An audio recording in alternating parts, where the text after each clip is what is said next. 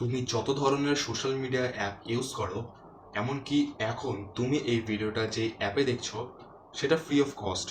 এমন সময় যেই সময় জলও কেউ ফ্রিতে দেয় না। প্যারিসে জুডান নামের একটা মেয়ে টিন্ডার অ্যাপে নিজের অ্যাকাউন্ট বানায়। টিন্ডার হলো একটা ডেটিং অ্যাপ যেখানে মানুষ তাদের নিজের লাইফ পার্টনার খোঁজে। জুডানের টিন্ডার অ্যাপে নিজের প্রোফাইলে রেটিং এর কিছু প্রবলেম হচ্ছিল। জুডান টিন্ডার অফিসিয়ালসদের মেইল করে নিজের ডেটা ফেরত চাইছিল, যাতে জুডান সেখানে কিছু কারেকশন করতে পারে। টিন্ডার তার ডেটা দিতে ডিসএগ্রি করে, কিন্তু ইউরোপের ডেটা রুল যেহেতু খুব রেস্ট্রিক্টেড, তাই জুডানের বারবার মেইল করায় টিন্ডার অ্যাপ তাকে তার ডেটা ফিরিয়ে দিতে বাধ্য হয়। মাত্র 3 মাস ব্যবহার করায় জুডানের 800 পেজের ডেটা কালেক্ট করতে পেরেছিল টিন্ডার অ্যাপ। এর কিছু ডেটা এমন ছিল যে ব্যাপারে জুডান নিজেও জানতো না। যেমন জুডান কখন একা থাকে, কখন তার কফি খেতে ইচ্ছা হয়, ফেসবুকে লাইক, মেসেজেস, এমনকি তার লাইভ লোকেশন হিস্ট্রি।